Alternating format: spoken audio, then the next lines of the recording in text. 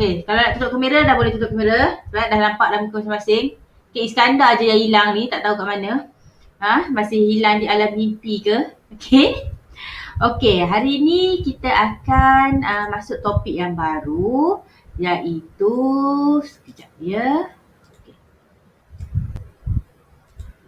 Okay, hari ni kita akan masuk satu topik yang baru, iaitu prototyping. Okay, agak-agaknya prototyping ni dia pada peringkat mana? Analisis ke, design ke, develop ke, evaluation ke, ataupun implementation? Siapa tahu? Analisis. Weh, awal sangat tu. Analisis tu kita nak tahu macam kita buat research sikit, kita buat survey siapa kita punya pengguna. Ini maksudnya ini dah prototyping. Prototyping ni kita nak buat macam dia punya mock-up lah. Okay, ataupun model untuk kita punya games tu nanti. Siapa boleh bagi jawapan lain selain pada analisis? Evaluation kita dah nilai. Maknanya benda tu dah hadir untuk kita nilai. Ini model. Prototyping. Dia contohnya macam kita ada satu benda, contohnya apa tu? Apa nama dia ni? Keyboard ni lah kan, yang sebenar. Tapi sebelum kita nak jual, kita tunjuk kat orang, kita buat model dia dulu. Okay? Jadi model yang bukan yang sebenar tu namanya prototyping. Jadi dia berada peringkat mana yang sebenarnya? Develop kot. Ya? Develop kot. Okay, dia berada pada peringkat design dan develop. Maksudnya di antara dua tu. Design kita dah lukis. Pada peringkat design kita buat apa? Siapa ingat?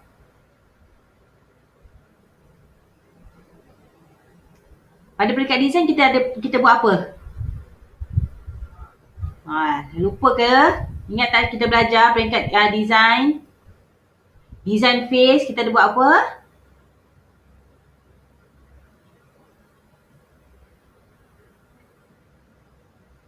Pat, siapa dapat jawab ni?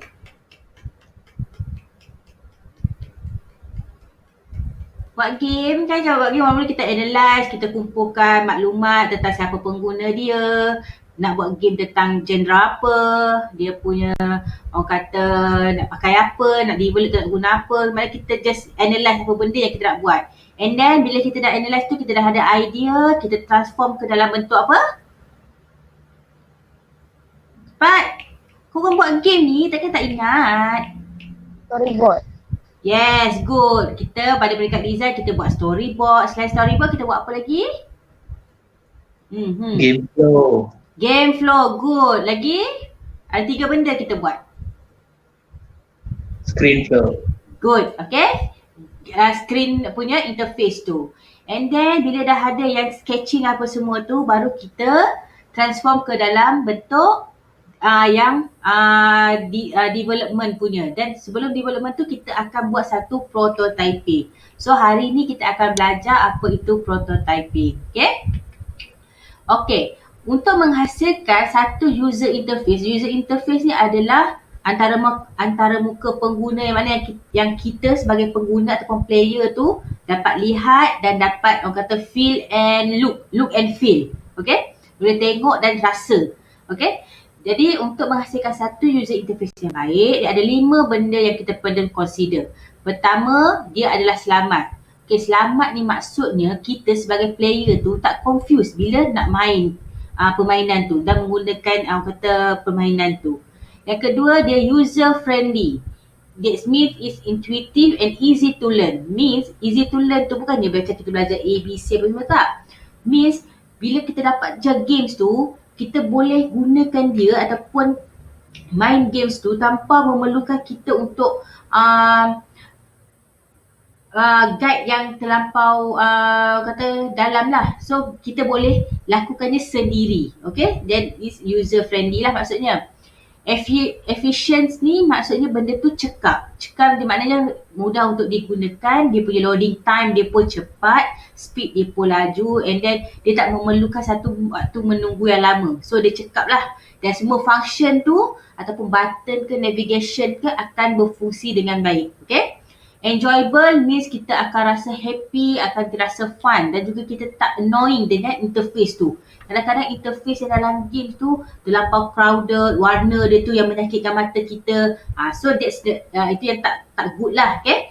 Dan yang kelima adalah effective. Effective ni adalah maknanya berkesan, di mana kalau kita main games tu meninggalkan kesan mungkin dari segi emosi, mungkin dari segi kita punya intellectual, okay. So dalam menghasilkan atau mereka bentuk satu user interface yang baik, kena ada 5 benda ni lah, okay. Safe, user friendly, efficient, enjoyable dan juga effective, ya. Okay. Dalam user interface, dia lebih dikenali sebagai graphical user interface sebab kita nampak kalau yang dalam skrin kita tu, dia lebih fokus kepada berbentuk grafik, kan. Okey, dalam GUI ataupun graphical user interface, dia ada beberapa karakteristik. Okey, yang pertama Windows. Windows means adalah apa yang dekat dalam kita punya skrin, dia punya partition tu. Okey. Multiple windows allow different information to be displayed simultaneously on the user screen. Maksudnya, kita kena kategorikan kalau Windows untuk menu, bentuknya macam mana. Windows untuk gameplay, dia punya bentuk pun berbeza. So, dia ada Windows yang tertentu. Okey, yang kedua icons. Icons ni pula, dia adalah sebagai satu representative ataupun perwakilan untuk sesuatu mesej lah. Okay. Icon different types of information on some system. Icon represent files and ada icon represent process. Okay. Sebab tu kalau icon ni kita nampak ada yang berbentuk, kalau nak save bentuknya macam disket, kan.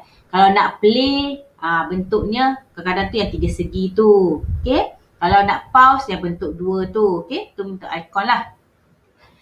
Okay. Yang ketiga menus. Okay, menus ni adalah commands are selected from a menu rather than type in a command language. Maksudnya dekat sini menus ni dia diberi beberapa pilihan untuk kita pilih, dan dia adalah dalam bentuk macam kita pergi kedai makan tu lah. Dia ada banyak orang kata pilihan dan dia sesuai dalam bentuk yang kita boleh klik lah macam tu, ya. Pointing device, okay. Kita ada macam saya tanya selalu, ada 2 jenis pointing, iaitu direct dan juga indirect, okay. Pointing device. Graphic element can be mixed with text on the same display. Okay, grafik pun ada 2 jenis. Yang pertama yang berbentuk static. Static means gambar tu tak bergerak lah, dia akan jadi static grafik.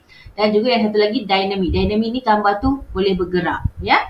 Macam adalah format GIF ataupun sebagainya. Okey, kenapa pentingnya GUI ni? Okey, GUI dia dapat membantu kita untuk menggunakan ataupun belajar tentang games tu dengan lebih mudah. Okey, they are easy to learn and use. Okey, maksudnya bila kita tengok satu games ni, kita dah tahu, oh yang ini Windows dia tentang dia punya kita level complete dia punya Windows. Kalau Windows macam ni, oh untuk option, apa benda yang dalam Windows ni ada, dia punya icon dia punya grafik dia, semua benda macam tu, ya. Users without experience can learn to use the system quickly. Maksudnya kalau kita tak pernah main pun games tu, tapi kita dah familiar dengan dia punya interface dalam games tu, so kita mudah untuk main.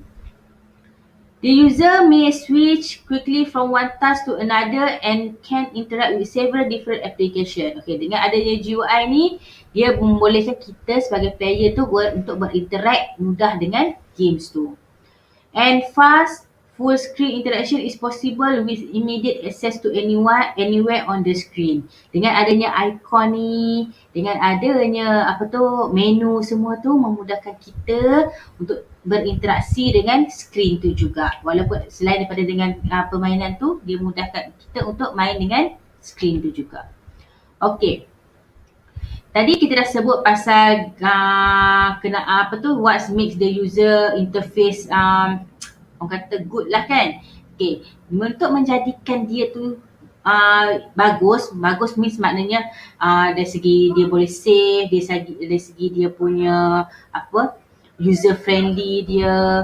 Okay, semua tu perlu merujuk kepada satu prinsipal lah. Maknanya prinsipal ni macam orang kata panduan untuk kita yang dinamakan user interface design principle. Okey, untuk menghasilkan satu user interface yang orang kata baik, so kita perlu ikut beberapa orang kata UI design principle lah. Yang pertama, UI design must take account dengan keperluan pengguna. Maknanya kalau games tu, apa tujuan games tu dibina? Apa objektif dia untuk membantu pengguna dari segi apa? Sama je kalau nak buat website ke, nak buat sistem ke, apa keperluan pengguna tu?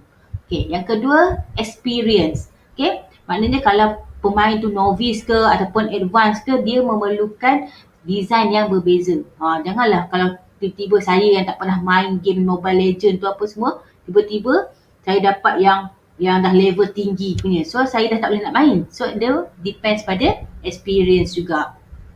Then capabilities of the system users. Okay, capabilities kita dah belajar minggu lepas. Capability adalah sebab manusia ni dia mempunyai capabilities yang berbeza. Dari segi fizikal dia, okay, ada orang yang sempurna lah. Ada yang kekurangan. Contohnya macam dia buta ke, dia kurang pendengaran ke, okay, itu dari segi fizikal.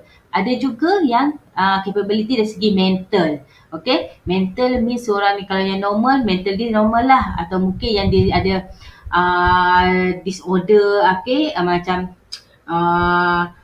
penyakit mental lah kan. Yang mungkin dia seorang pelajar yang lembam ke, okay, ataupun dia terlampau sangat aktif ke. Itu pun membezakan prinsipal dalam kita buat user interface ni Yang kedua, designer should be aware of people physical and mental limitation. Okay, macam saya cakap tadi. UI design principle underlie interface design although not all principle are applicable to all design. Okay, sebab tu kadang-kadang bila kita nak buat satu games tu, ada games yang memang semua orang boleh main. Contohnya macam Candy Crush kan, orang lain semua boleh main. Tapi tak semua games suit dengan satu-satu kategori people sahaja. Okay, so kita boleh kata games kita ni majority orang boleh main, tapi nak kata untuk semua kita boleh kata untuk semua orang tak boleh. Sebab tu kalau apa-apa, kalau kita nak buat games, orang akan tanya siapa target user kita, especially kalau games tu memang khas untuk games ni untuk kanak-kanak. So dia kanak-kanak ni dia dengan dewasa ni sangat berbeza. Jangan main hantam kromo je macam kanak-kanak punya apa tu orang dewasa punya games pun kanak-kanak boleh main. Kanak-kanak pun ada peringkat dia. Ada peringkat awal kanak-kanak, umur dia antara 1 tahun hingga 6 tahun macam tu. Ada yang peringkat pertengahan. Ada juga ada peringkat yang sekolah menengah, sekolah rendah macam tu. Okay? Tu yang perlu kita consider lah dalam bentuk dalam prinsipal UI design. Okay, setakat ni ada apa-apa soalan? Kalau faham cakap faham. Saya nak dengar faham. Faham. Kau Imamah seorang je faham. Sebab dia je dia tahu je nampak apa tu. Slide tak ada tadi. Yang lain semua tak nampak. Okay, good. Okay. Tadi sebelum ni saya cakap tentang UI design principle. Dan prinsipal-prinsipal ni dipecahkan kepada 1, 2, 3, 4, 5, 6 lah. 6 ciri-ciri utama iaitu user familiarity. Maknanya kita bila tengok je games tu, walaupun games tu game yang baru, tapi kita familiar dengan dia punya icon, kita familiar dengan dia punya gameplay dan sebagainya.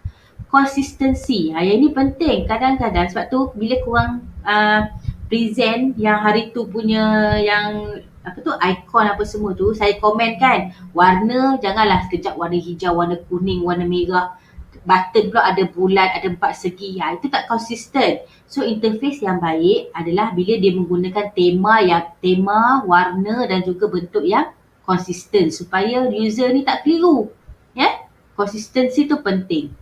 Minimal surprise. Okay, surprise ni adalah berkaitan dengan tengah-tengah kita main game, tiba-tiba dia terkeluar, dia quick sendiri. Tu surprise sebenarnya, kita terkejut. Dan kejutan tu membuatkan kita suka ke tak suka? Tak. Tak suka kan? Tiba-tiba kita tengah syok main, tiba-tiba dia, apa hal dia quick ni? Tiba-tiba dia pergi kepada bila kita nak klik pada satu-satu button ataupun ikon tu, kita ingatkan, kita bila kita tanda pangkah untuk keluar, tiba-tiba dia pergi ke menu. Tu surprise yang tak orang kata tak sesuai lah. So kena pastikan jangan keadaan-keadaan tu kita minimizekan, ya. Recoverability, bila kita dah buat silap ataupun bila error tu berlaku, so ada satu benda, the interface should include mechanism to allow user to recover from error. Maksudnya kena ada satu benda, dia akan selalunya kalau kita tekan pangkah kan, dia akan keluar satu pop-up, dia tanya are you sure? Maknanya kat situ dia akan reconfirm pada kita balik sama ada betul ke kita buat tindakan tu, supaya kita boleh back, supaya kita boleh kembali kepada yang betul punya. Mesti ada recoverability. Seterusnya user guidance. Sebab tu adanya tutorial, ataupun mungkin ada menu punya how to play, semua-semua tu. Maknanya untuk guide the player tu. And user diversity. The interface should provide appropriate interaction facility for different type of system user. Kat sini macam saya kata tadi, walaupun kita tak boleh nak kata semua satu game ni boleh semua orang pakai, tapi at least majority orang boleh guna ataupun main games tu dari segi macam untuk yang kat atas tadi lah, dari segi user familiarity dia, user friendly dia. Sebab ingat kita nak buat satu benda ni perlu ada diversity juga supaya nampak warna-warni dia lah. Yang atas ni adalah orang kata foundation ataupun dari segi prinsipal dalam user interface. Yang penting dekat sini lah, dekat user interface mesti ada benda-benda ni, and then apa yang kita kena consider dalam mereka bentuk satu user interface. And then bila kita dah settle ataupun kita dah confirm dengan interface yang kita dah sketch tadi, dengan benda yang kita dah buat tadi, kita akan pergi ke satu fasa ataupun satu orang kata step lain, iaitu dalam penghasilan prototyping. Prototyping ni orang kata macam mock-up lah. Sebelum kita nak hasilkan satu-satu yang betul-betul punya, kita akan buat yang dummy. Macam dummy punya benda tu untuk kita test dia. Bukannya test dari yang final punya, tapi test dari segi dia punya sebelum kita nak develop tu, waktu tu kita boleh buat orang kata testing. Testing juga. Prototyping is an experimental process. Means kita nak eksperimen benda tu boleh proceed ke ataupun kita kena look back, kita kena revise balik kita punya design dan juga analisis tadi.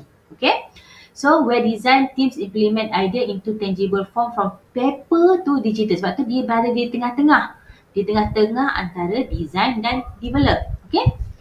A prototype is an early sample, model or release of a product built to test a concept or process. Kalau kita tengok ni dalam interaction design punya kata stage ni, daripada emphasize, define, ini pada ideate.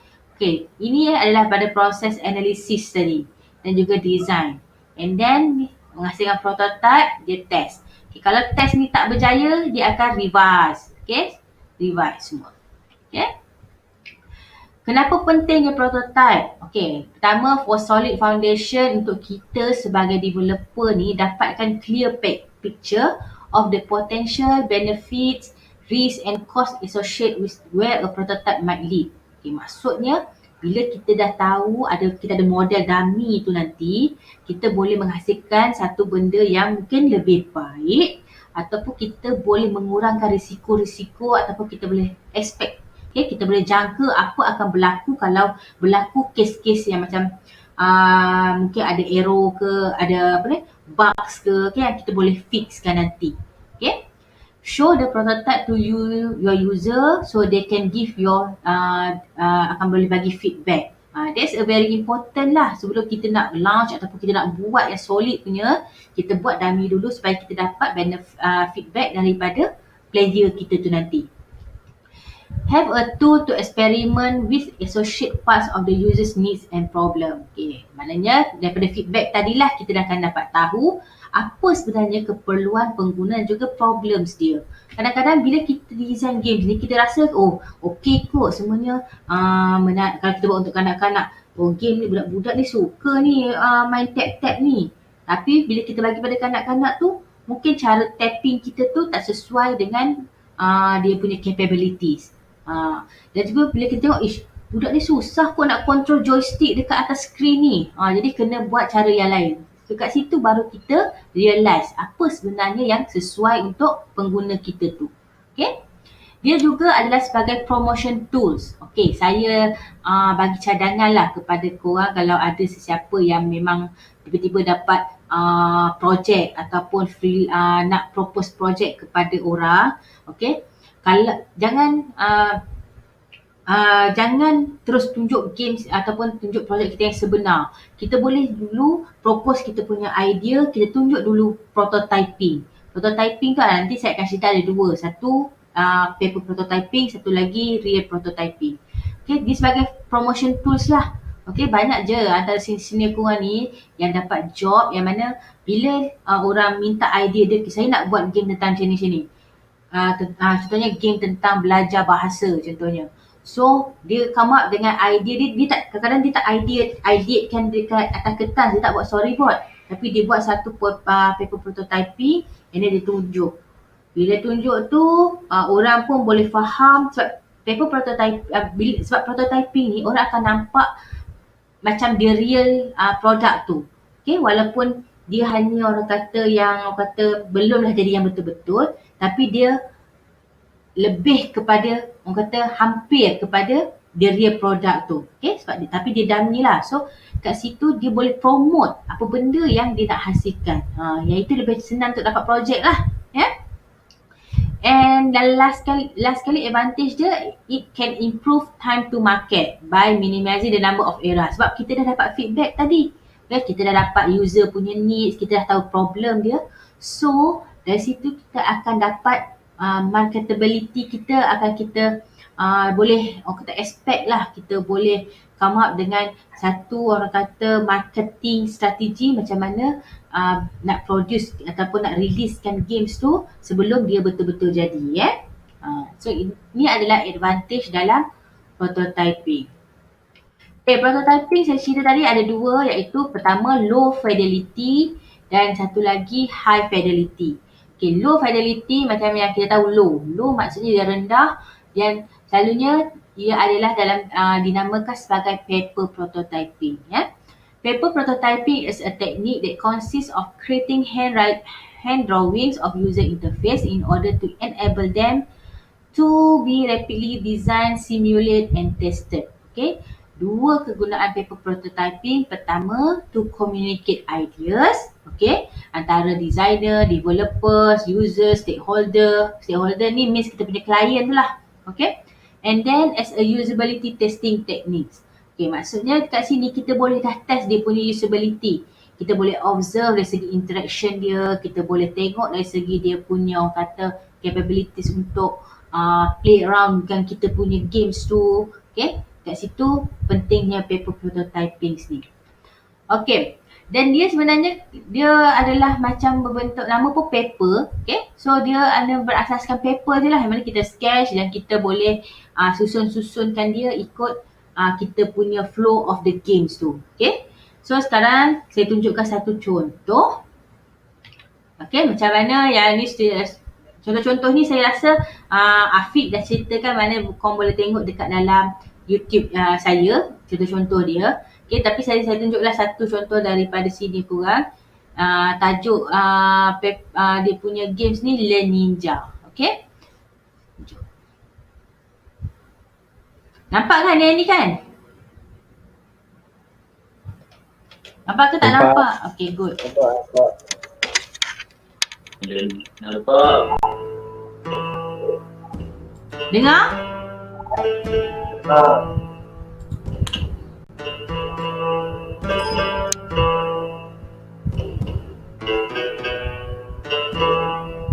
Okay, mana tu dia synchronize kan dengan yang dia tekan dan mana cursor tu pergi.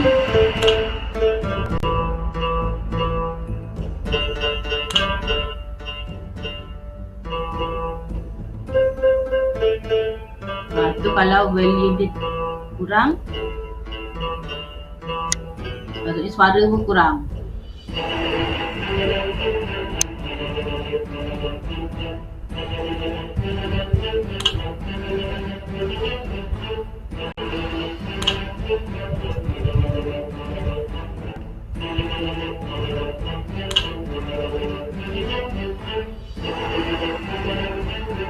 Boleh pilih karakter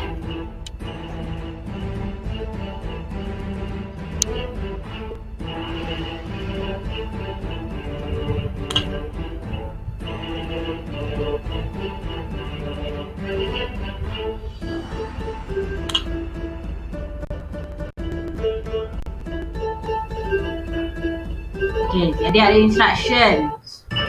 Ni bila dah masuk gameplay dia.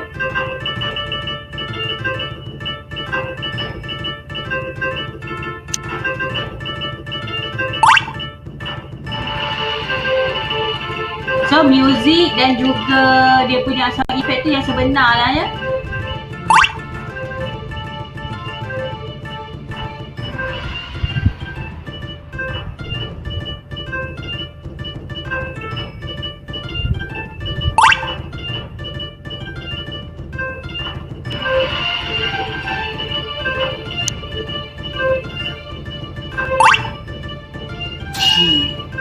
Kalau dia lawan,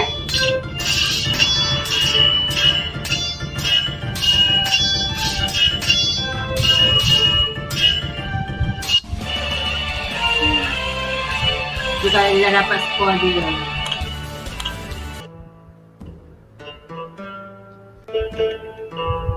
Okay, kalau quick, sepatutnya dia kena keluar lah. Ada satu Windows yang mengatakan are you sure to quit. Okay, itu adalah dalam bentuk PC. Dan seperti kita tahu, PC dan juga mobile adalah dua platform yang berbeza.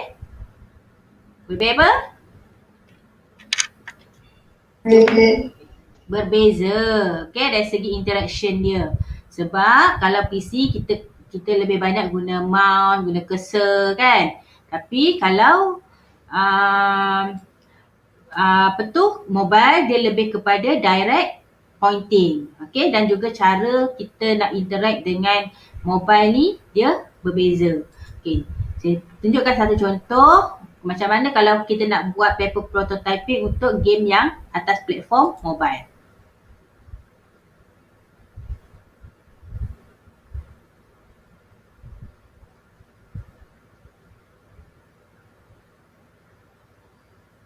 Ni learning ni cakap tadi.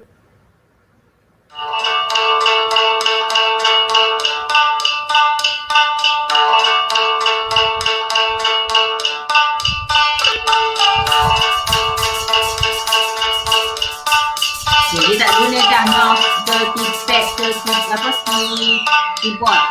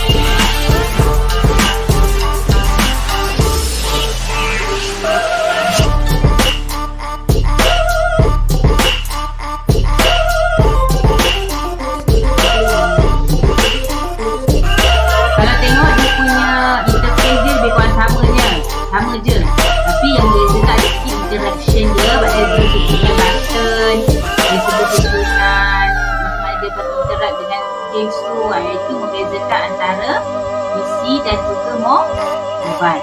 Ya.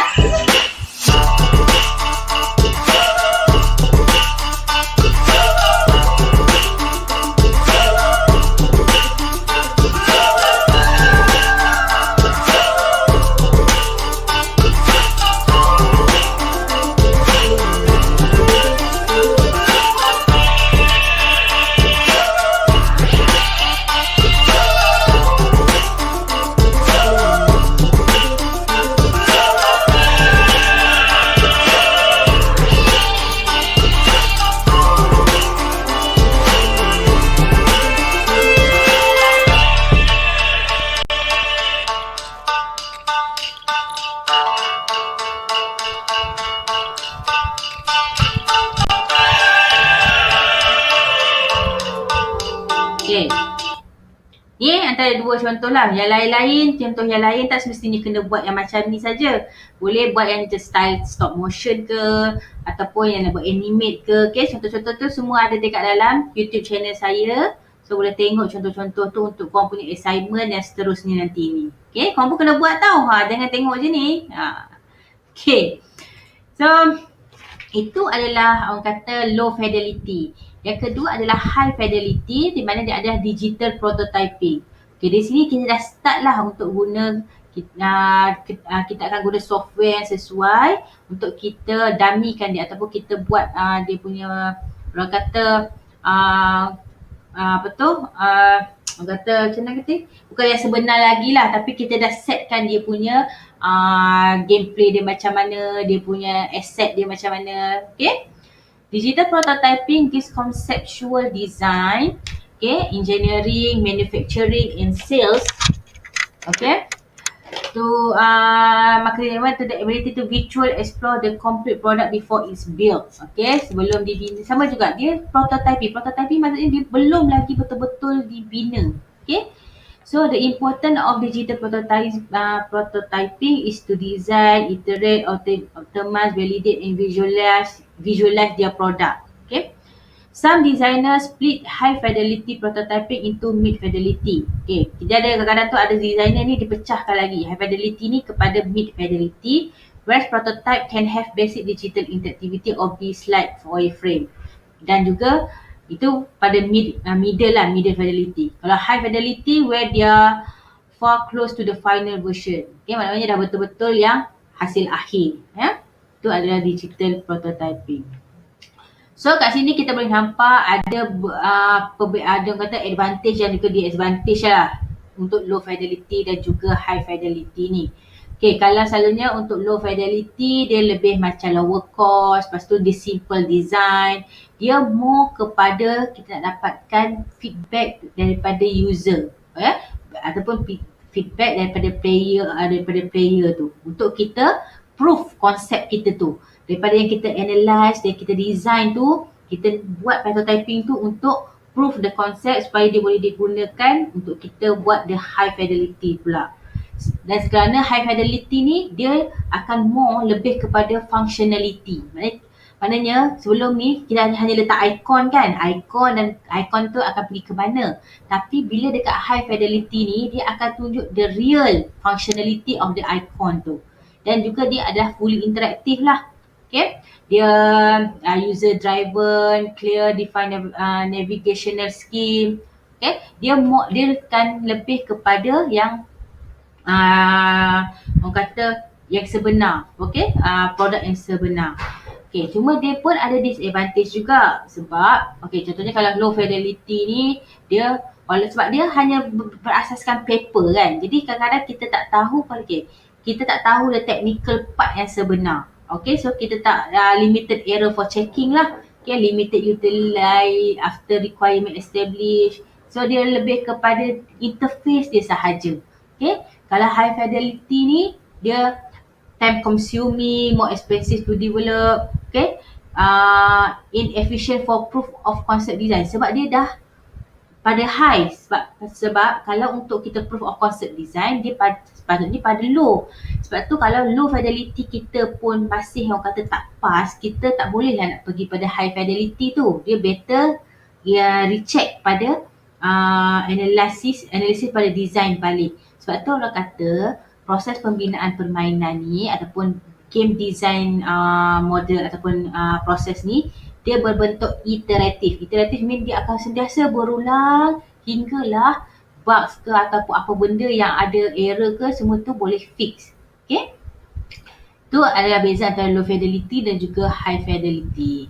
So, ini sahaja untuk hari ini. Yang penting kena faham dalam menghasilkan user interface perlu ada user interface principle yang kita perlu ikut. Okay, dari segi dia punya consistency, familiarity, okay, semua-semua tu. Okay, dan juga benda ni dalam GUI ni perlu adanya karakteristik yang orang kata asas dalam pembinaan sesuatu GUI. Dan bila semua GUI ni telah kita selesai, kita confirmkan dan kita dah orang kata dah finalize, kita terjemahkan dia dalam bentuk yang lebih tangible, okay, dalam keadaan ataupun mockup ataupun dummy kepada produk kita tu melalui prototyping. Prototyping ada dua, low fidelity iaitu paper prototype dan juga high fidelity iaitu digital prototype. So, faham ke? Faham ke semua? Faham. Okay, good. Yang lain ada soalan? Okay, kalau tak ada, faham dah tu. Okay? Okay, kita jumpa sejam nanti ya.